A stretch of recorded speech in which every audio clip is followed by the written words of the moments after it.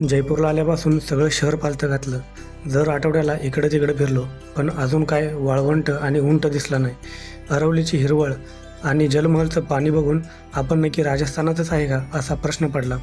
आता होळीच्या विकेंडला कबूतर बघण्यापेक्षा म्हटलं ओरिजिनल राजस्थान बघायचा. प्लॅन केला जैसलमेरचा, पण रूममेटनं अचानक पलटी मारली. शेवटी मी एकटाच निघालो. सुरुवात केली हवामहल येथे वेगवेगळ्या मूर्तले चहा पिऊन. मॅपवर जैसलमेर टाकलं आणि 3:30ची लीलान एक्सप्रेस पकडली. जवळपास 750 किलोमीटरचा प्रवास.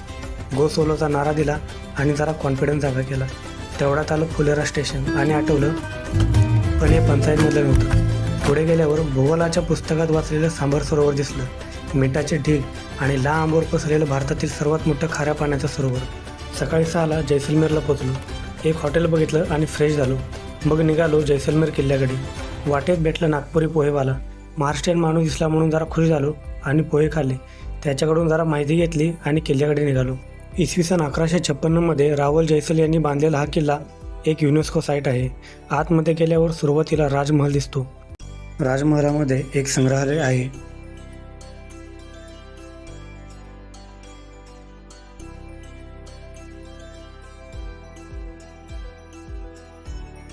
हा संपूर्ण किल्ला तसा येलो सँडस्टोनपासून बांधला गेला आहे, जो दगड इथे मुबलक प्रमाणात सापडतो. राजमहलवरून सगळ्या किल्ल्याचा आणि आजूबाजूचा परिसर दिसतो. दिवसा सूर्यप्रकाशात हा किल्ला सोनेरी रंगात चमकतो, म्हणून याला सुवर्णदुर्ग असेही म्हटले जाते.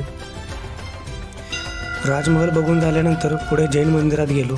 ही मंदिरे 12व्या ते 16व्या शतकात बांधलेली आहेत. या मंदिरांमध्ये ऋषभदेव, संभवनाथ आणि पार्श्वनाथ या तीर्थकारांना समर्पित आहेत. दिलवाडा शैलीत बांधलेली ही मंदिरे जैन संस्कृतीचा एक मौल्यवान ठेवा आहेत. आतून बघितल्यास शिल्पकाम केलेले खांब आणि छतावरती संगमरवरी नक्षीकाम आकर्षक वाटते.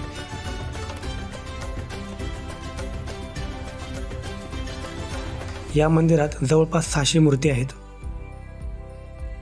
नंतर मी गेलो पटवा हवेलीला. पटवा हवेली जैसलमेरमधील सर्वात पहिली आणि सर्वात मोठी हवेली आहे, जी की आकर्षक नक्षीकाम केलेले दरवाजे, खिडक्या, रंगवलेल्या भिंती आणि सुंदर अशा नक्षीकाम केलेल्या बाल्कनीसाठी प्रसिद्ध आहे. आतमध्ये जुन्या संरक्षित वस्तूंचं संग्रहालय सुद्धा आहे. हवेलीच्या बाहेर थोडा वेळ पारंपरिक राजस्थानी वेलकम सॉन्ग ऐकलं.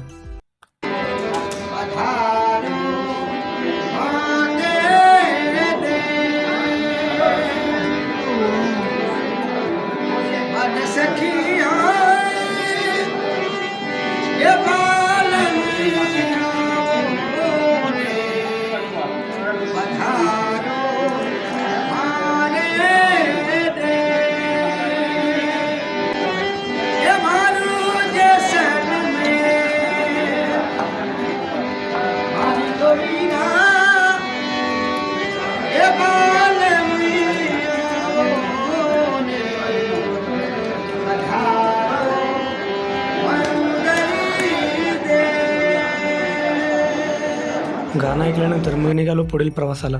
वाटेत जैसलमेर स्पेशल पकवान खाल्लं. खुरी डेझर्टला जायला बसची वाट बघत एका चौकात उभा राहिलो. तेवढ्यात समोर दिसली पंढरपुरी चहाची टपरी आणि एक गोड गुळाचा चहा घेतला.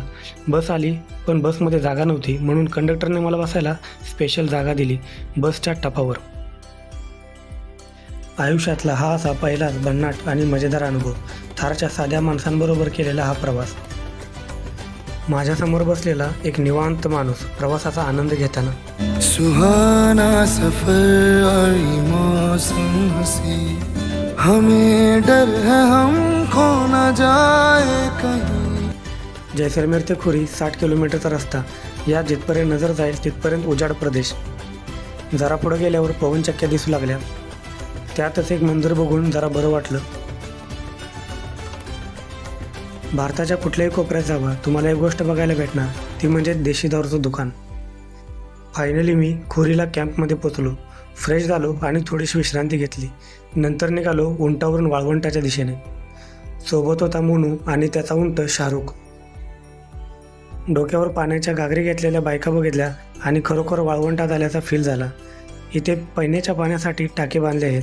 हेच टाके त्यांची वर्षभराची तहान भागवतात.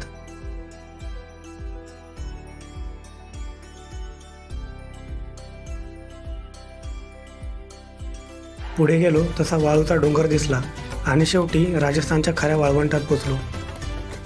मोनूला माझे 1-2 फोटो काढायला सांगितले, पण भाऊची फोटो काढायची कला बघून शेवटी मीच कॅमेरा हातात घेतला.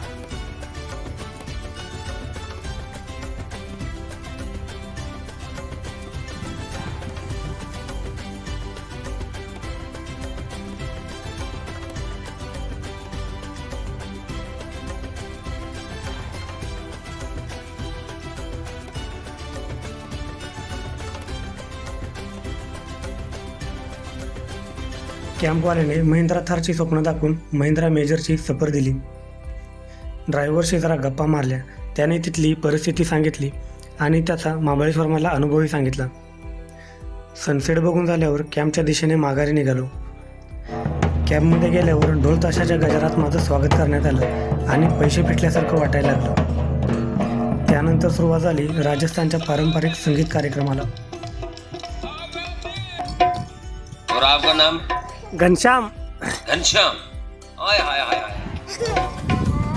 घनश्याम जी महको तो ऐसे महको कि बहारों को होश आ जाए, तालियों ऐसी बजाओ तो कलाकारों को जोश आ जाए.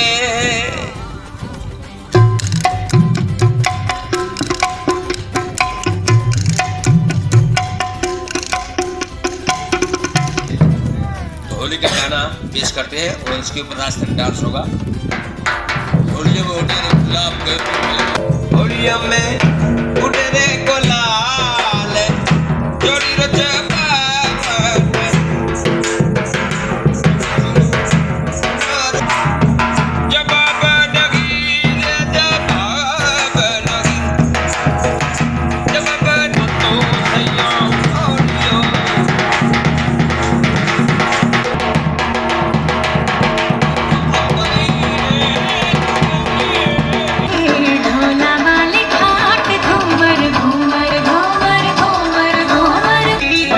लाल बंगड़ी हीरा मोत्या सुझरी, आतो राजू सेन गैरे हीरा लाल बंगड़ी, आतो राजू. कार्यक्रम झाल्यावर मस्तपैकी दाल बाटी चूरमावर ताव मारला आणि झोपलो. सकाळी उठून मस्तपैकी एक टाइमलॅप्स काढला, नाश्ता केला आणि परतीची वाट धरली. रस्त्यावर शेरड्या बघून गावाची आठवण झाली. तेवढ्यात बस आली आणि मी जैसलमेरला निघालो. किल्ल्याच्या खाली दुरुस्तीचे काम चालू होते. पुढच्या प्लॅनिंगसाठी स्वस्तात गाडीचा जुगाड केला आणि निघालो वाळवंटाच्या दुसऱ्या टोकाला.